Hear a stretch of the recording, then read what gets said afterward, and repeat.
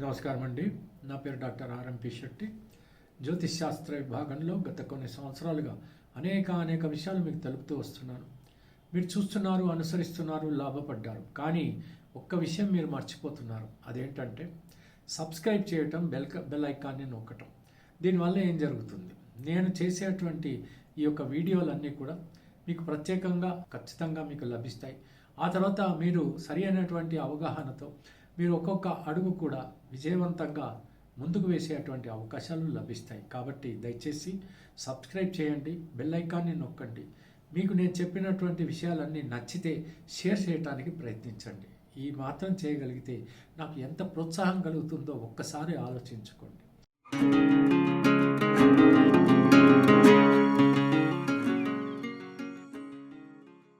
ఇకపోతే నేను చెప్పాల్సినటువంటి విషయానికి వద్దాం. డిసెంబర్ మాసం 2025 సంవత్సరం మరి కన్యారాశి వారికి మాస ఫలితం ఎలా ఉంటుందో తెలియజేస్తున్నాను. జాగ్రత్తగా వినండి. ఈ యొక్క మాసంలో కన్యారాశి వాళ్ళకి ఖచ్చితంగా చెప్పాలంటే బాగుంటుంది. ఎందుకని బాగుంటుంది? అతిచార గురువైనటువంటి వాడు 11వ స్థానంలో అంటే కర్కాటక రాశిలో ఉండటం చేత ఈ మాసం అంతా కూడా మీకు బాగుంటుందనే చెప్పాలి. పోతే ఇక్కడ గురువు యొక్క వీక్షణ అనేటువంటిది చాలా ముఖ్యం. కాబట్టి ఈ రకంగా చూసినట్టయితే మీకు ప్రతికూలమైనటువంటి వాతావరణం ఉండకుండా అనుకూలమైనటువంటి వాతావరణం ఏర్పడబోతుంది అని మాత్రం చెప్పచ్చు. కాబట్టి మీరేం చేయాలి అనంటే ఇంట్లో గౌరవంగా ఆదర్శప్రాయంగా ఉండడానికి ప్రయత్నించాలి. భర్త భార్యను గౌరవించాలి, భార్య భర్తను గౌరవించాలి. అంత మాత్రమే కాదు, అభిమానించాలి, ప్రేమించాలి. చాలా అనుకూలంగా ఉండేటువంటి అవకాశాలు కలుగచేయాలి. అటువంటి పరిస్థితుల్లో ఏమవుతుందనంటే పిల్లలు ప్రశాంతంగా ఉంటారు, పెద్దలు కూడా మిమ్మల్ని ఆశీర్వదించేటువంటి పరిస్థితులు ఉంటాయి.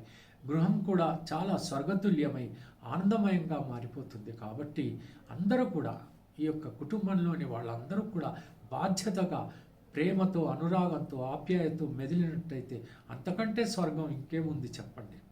ఇకపోతే బాహ్య ప్రపంచంలోకి వద్దాం. మీ ఆర్థిక పరిస్థితి చాలా బాగుంటుంది.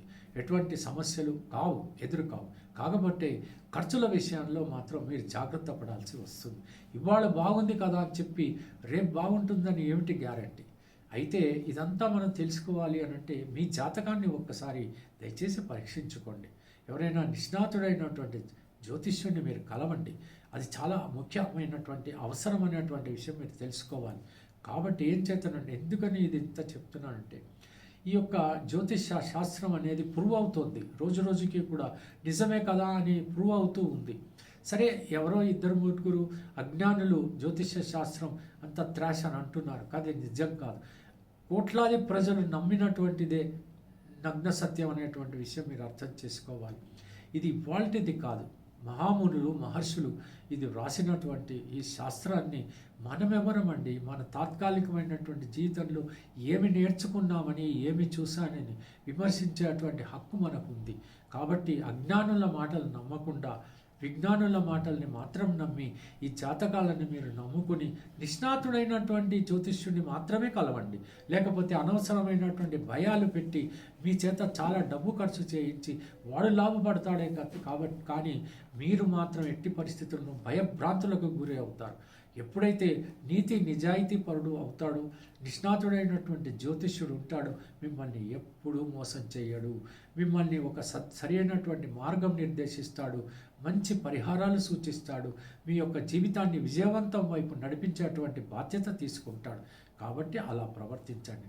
ఒకవేళ మీరు ఎంక్వైరీ చేసిన తర్వాత నేను మీకు సహాయపడగలను అనుకుంటే తప్పకుండా పర్సనల్గా రావచ్చు, ఆన్లైన్లో కూడా నన్ను సంప్రదించవచ్చు.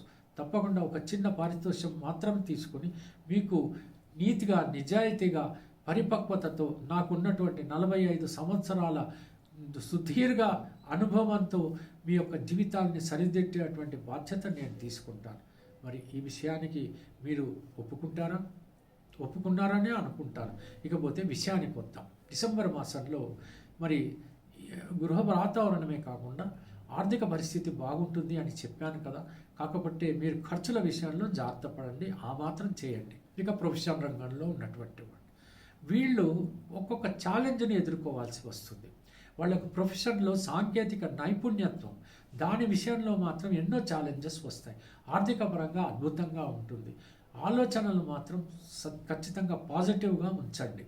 అనవసరంగా మీ సబార్డినేట్స్ ఏదో మీకు అనుకూలంగా లేరని, లేకపోతే మీ సుపీరియర్స్ మిమ్మల్ని మరి పొగడటం లేదని అలాగా మీరు ఆలోచించకూడదు. మీ యొక్క నైపుణ్యాన్ని మాత్రం ప్రదర్శించి తప్పకుండా మీ యొక్క ఆ ప్రదర్శన చేసినట్టయితే ప్రజల చేత మీరు కొనియాడబడతారు, ఆర్థికంగా మీరు మెరుగుపడతారు. ఈ రకంగా మీరు ప్రవర్తించినట్టయితే ఈ డిసెంబర్ మాసం అంతా చాలా గౌరవ ప్రతిష్టలతో పాటు మీరు ఆనందంగా బ్రతికేటువంటి అవకాశాలు ఉంటాయి. ఇక వ్యాపార రంగంలో తీసుకున్నారా, వ్యాపారాలు సజావుగానే సాగుతాయి. కాకపోతే అత్యాశకు పోయి మాత్రం నిరాశపడకుండా ఉండాలి, అది చాలా అవసరం అని మాత్రం మీరు తెలుసుకోవాలి. ఎంచేతనంటే శనైశ్చరుడు మిమ్మల్ని చూస్తూనే ఉన్నాడు. ఆయన ఈ కన్యారాశికి అనుకూలుడు, శుభుడు అయినప్పటికీ కూడా మీరు ప్రతి అడుగు కూడా జాగ్రత్తగా వేయకపోతే తీవ్రంగా మీరు దెబ్బతినేటువంటి ప్రమాదం ఉంటుంది. కాబట్టి ఎంత జాగ్రత్తగా ఉంటే అంత మంచిది. కన్యారాశికి వ్యయంలో మరి కేతు ఉన్నాడు. ఏం చేస్తాడంటే ఈయన కొంచెం మిమ్మల్ని తికమక పెడుతూ ఉంటాడు, ఈయన మిమ్మల్ని కన్ఫ్యూజ్ చేస్తూ ఉంటాడు. కాబట్టి ఆ కన్ఫ్యూజన్కి గురి కాకుండా ఒకటికి 2 సార్లు ఆలోచించి ఆ తర్వాత ఒక నిర్ణయం ప్రకారం మీరు అడుగులు వేసినట్టయితే మీకు వచ్చే నష్టం ఏమీ ఉండదండి. తప్పకుండా మీకు ఆ రాహువు కాపాడుతూనే ఉంటాడు. ఆ శనైశ్వరుడు కూడా కాపాడుతాడు. కాకపోతే ఛాలెంజెస్ పరీక్షించి కానీ ఫలితాలు ఇవ్వడు. అక్కడ వచ్చింది ప్రాబ్లం అంతా కూడా. ఈ విధంగా మీరు కనుక నడుచుకున్నట్టయితే ప్రాబ్లం ఏమీ లేదు, అపాయం ఏమీ లేదు. జాగ్రత్తగా మూవ్ అవ్వండి, జాగ్రత్తగా ఆలోచించండి, జాగ్రత్తగా అడుగులు వేయండి. That's all. ఏదైనా ఒకవేళ వ్యాపారాలు కొత్తగా ప్రారంభించాలనుకున్నారనుకోండి, నూతన మరి భాగస్వాములు కలుస్తున్న ఇప్పుడు పెళ్లి చేసుకున్నప్పుడు మన జీవిత భాగస్వామిని ఎన్నో రకాలుగా చూసి మనం పెళ్లి చేసుకుంటాం. అయితే అలాగే వ్యాపార భాగస్వామిని కూడా మనం ఎప్పుడైతే మనం చేర్చుకుంటామో, మరి నా జాతకానికి ఈ వ్యాపారం సజావుగానే ఉంటుంది, మరి ఆయన జాతకానికి ఎలా ఉంటుంది? మీ జాతకం అద్భుతంగా సాగుతుందని ఆయన జాయిన్ అయిన తర్వాత నష్టాల పాలు కావచ్చు కదా. కాబట్టి ఆయన జాతకాన్ని ఒకసారి పరిశీలించుకోండి. ఈ వ్యాపారం ఆయనకు సరిపోతుందా లేదా చూసుకోండి. ఆ తర్వాత ఆయనను కలుపుకొని మీ యొక్క ఇన్వెస్ట్మెంట్ని ఎక్కువ చేసుకుని మీరు చాలా ముందుకు మీరు నడిపించేటువంటి పరిస్థితులు ఏర్పాటు చేసుకోండి. అనవసరంగా మీరు కంగారు పడి ఏదో ఇన్వెస్ట్మెంట్ దొరుకుతుంది కానీ తొందరపడి మీరు చేర్చుకున్న తర్వాత బాధలు పడేటువంటి అవకాశాలు తెచ్చుకోకండి. కోర్టు కేసులు ఉన్నటువంటి వాళ్ళు ఎంత వీలైతే అంతవరకు తొందరగా పూర్తి చేసుకోవటానికి ప్రయత్నించండి. మీకు షష్టమంలో మరి రాహు ఉన్నాడు కదా, గెలుపునిస్తాడు. కాబట్టి ఫినిష్ చేయండి. క్రిమినల్ కేసులు ఉన్నటువంటి వాళ్ళు వెంటనే పూర్తి చేసుకోవటానికి ప్రయత్నించండి. అటెండ్ అవ్వండి కేసులకి. తప్పకుండా మీరు వెంటనే పూర్తి చేయాలని మీరు వాదించండి. మీ అడ్వకేట్స్తో వాదింపజేయండి. అది పూర్తవుతాయి.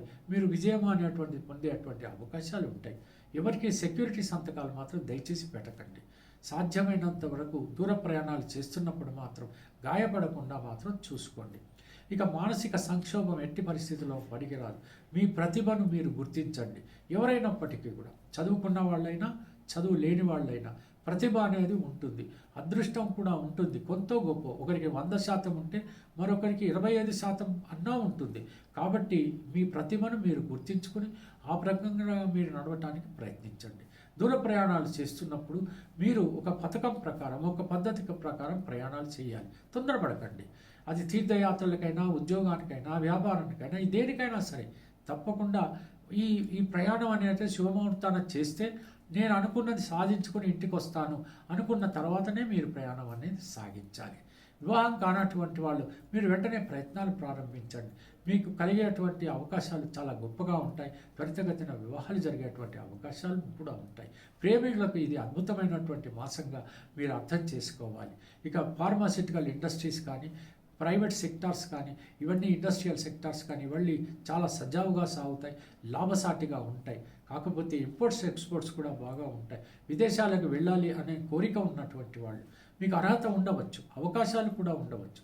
కానీ వాతావరణ పరిస్థితుల దృష్ట్యా జాగ్రత్త పడి మీరు నిర్ణయాలు తీసుకుని మీరు విదేశాలకు వెళ్ళాల్సినటువంటి పరిస్థితి ఎంతైనా ఉందని మాత్రం నేను చెప్తున్నాను. ఎంచేతనంటే అంత పరిస్థితులు అనుకూలంగా లేవు. విదేశాలు అనేటప్పటికీ మీరు చూస్తున్నారు కదా, ప్రతిరోజు అనుకూలమైనటువంటి పరిస్థితులు లేవు, ప్రతికూలమైన పరిస్థితులే ఎక్కువగా కనబడుతుంది. చాలా జాగ్రత్త పడి ఆలోచించి అడుగులు వేయండి. విందులు వినోదాల్లో, శుభకార్యాల్లో పాల్గొన్నప్పుడు మాత్రం మితంగా మాట్లాడండి. Speech is silver but silence is gold అన్నారు. కాబట్టి మీరు మితంగా మాట్లాడండి, మీ గౌరవాన్ని ఎక్కువగా పొందండి. ఎక్కువగా మాట్లాడి మీ గౌరవాన్ని తక్కువ చేసుకోకండి. ఈ విధంగా మీరు నడిచినట్టయితే చాలా అద్భుతమైనటువంటి వాతావరణంగా మీరు ఆనందిస్తారు. అద్భుతంగా మీ గృహం ఉంటుంది, వ్యాపారం ఉంటుంది, ప్రొఫెషనల్ రంగం కూడా ఉండదు. చలనచిత్ర రంగం అండి, ఈ రంగం మాత్రం సాంకేతిక నిపుణులకి, యాక్టర్స్కి అందరికీ కూడా చాలా అద్భుతమైనటువంటి మాసంగా మనం అనుకోవచ్చు. ఈవెంట్ మేనేజ్మెంట్స్ ఇవి చాలా అద్భుతంగా సాగుతాయి. తర్వాత అడ్వర్టైజ్మెంట్స్, పబ్లిషర్స్ వీళ్ళందరూ కూడా అద్భుతమైనటువంటి లాభాలు గడిస్తారు. అటువంటి పరిస్థితులన్నీ ఉన్నటువంటి పరిస్థితులు దైవాన్ని మాత్రం మర్చిపోకండి. ప్రతిరోజు తూచా తప్పకుండా హనుమాన్ చాలీసా చదవండి. ఆ వెంకటేశ్వర స్వామిని, శ్రీ మహాలక్ష్మిని పూజించి మాత్రమే ఈ మాసాన్నంతా కూడా గడపండి. చిన్నపిల్లలు వాళ్ళ చదువులు వాళ్ళు చదువుకుంటారు. వాళ్ళ మీద ఎట్టి పరిస్థితుల్లో మీ యొక్క విసుగు ప్రయోగాలు చేయకండి. పెద్దలను గౌరవించండి, గురువులను గౌరవించండి. అప్పుడే మీకు అన్ని రకాలైనటువంటి అవకాశాలు, అద్భుతమైనటువంటి లాభాలు కలుగుతాయి అన్నటువంటి విషయం తెలియజేస్తూ ముగిస్తున్నాను. సెలవు.